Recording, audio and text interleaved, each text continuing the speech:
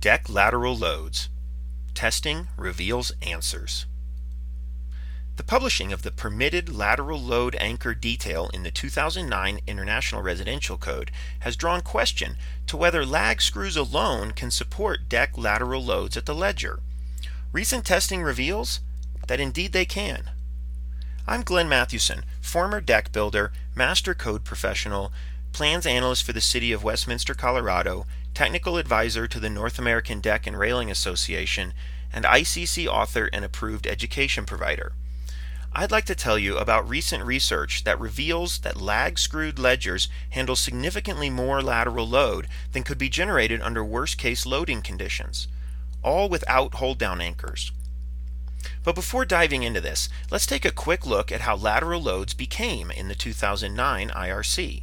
You have to know the past to understand the present. At the first hearing in the 2007 code development process, the committee approved a proposed ledger connection table based on testing by Virginia Tech. But they expressed concern regarding the attachment of the band joist to the house framing. So a study was encouraged, but rather than a study, they got a detail for bypassing the band joist altogether for lateral loads. Now, 7 years later, a study has finally been completed, and the information we've learned can be included in the development of new lateral load provisions that are currently being proposed for the 2015 IRC. Researchers from Washington State University calculated wind and seismic lateral loads and tested live lateral loads and ultimate lateral resistance on sample decks. All research was based on a 12-foot by 12-foot deck.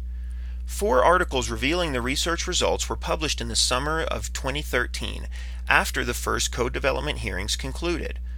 Wood Design Focus is a journal published by the Forest Products Society and is an excellent resource for wood engineering information from recognized researchers. In their wind study, they considered a 180 mile an hour wind in exposure C, a wind force present at the tip of Florida about every 700 years. Under these conditions, the ledger would only experience 650 pounds of lateral load at its ends.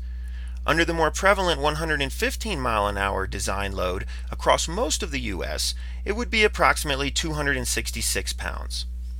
The seismic study was based on soil class D, such as in California, and the lateral load at each end of the ledger would be only 259 pounds.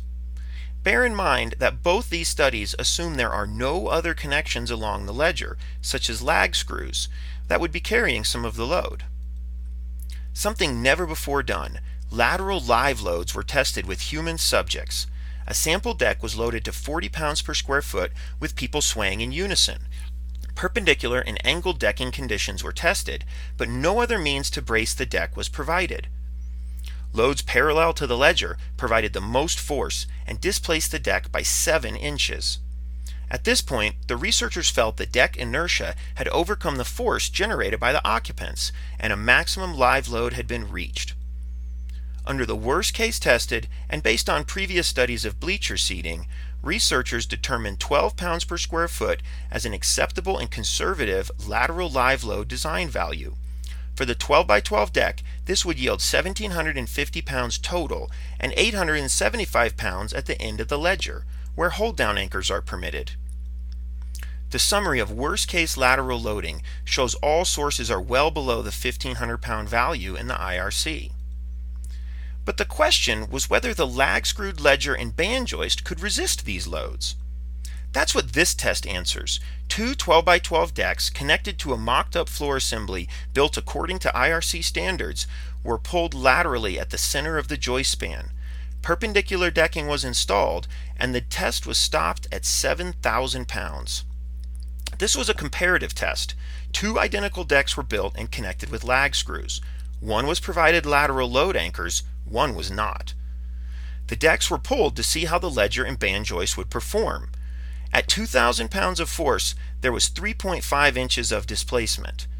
This is equivalent to the 7 inches of displacement measured here under the 1,750 pound force generated by the occupants in the previous test. At this load, significant joist splitting has occurred from the decking fasteners.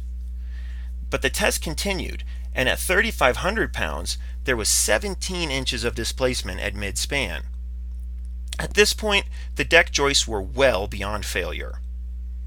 Testing still continued to a load of approximately 7,000 pounds, a force 4 times what could be generated by the occupants in the previous test. The lag screws never failed. According to the researchers, furthermore, even though the 2 outermost lag screws carried most of the force, these lag screws did not show any visible signs of withdrawal at the maximum load of approximately 7,000 pounds. This performance is reiterated in the article a second time. No visible signs of failure. But the real question is, how did the band joist handle the load? This is the concern that drove the IRC lateral load anchor detail. According to the test results, no damage was observed in the simulated house diaphragm. Further, the researchers concluded these results point to the effectiveness of 0.5-inch diameter lag screws when selected and installed per the IRC deck ledger connection provisions. NADRA represents the concerns of the decking industry and believes in safe decks with well thought out engineering and a common sense practical approach to code requirements. The lateral load provisions in the IRC have rocked the decking industry. Blanket values and specific details, now revealed as unnecessary, have no place in the IRC. The decking industry is asking for the results of this study to be well considered in the development of the 2015 IRC. Please share this video with those in the code and the decking industries. NADRA's code development proposals and public comments can be reviewed in entirety at nadra.org/code. For more information, concerns, or questions regarding deck codes, you are welcome to contact me. Thank you.